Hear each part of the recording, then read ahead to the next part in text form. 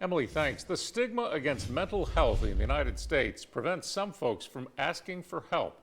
But last month, Altapointe received thousands of calls from people in the community dealing with crisis. NBC 15's Karis Harmon joins us now. Karis, the mental health professional you spoke with says now more than ever, people across the country are reaching out for help. Yes, and she tells me the pandemic had a lot of people realizing that they needed help, and it's okay to not do it alone. I think that is because it's becoming okay now to say that you're not okay, and the stigma is starting to lift, and therefore you're seeing that rise in demand of people reaching out for help. April Douglas with Altapointe tells me in October alone, they received over 7,000 calls for help from the community. They answer about 80,000 calls yearly.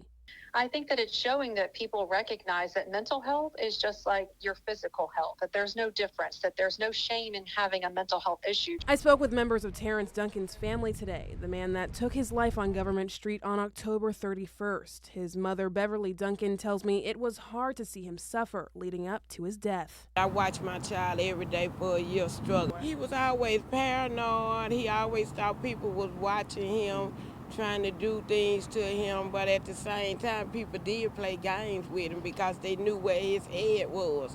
They always mocked him. His mother tells me he was strong despite his struggles with his mental health. His wife, Inita Duncan, tells me she saw the signs. We lived it with every him. day. You know what I'm saying? He wasn't alone, you know what I mean, because we were there.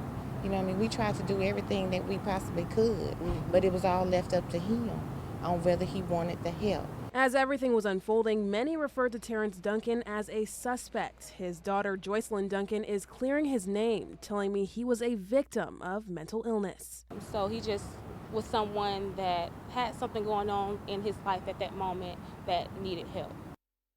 Coming up tonight at 6, hear from the family and their plans to keep Terrence's name alive through a nonprofit organization with a goal of spreading love, and why they're calling on state and local officials for mental health funding. Kim.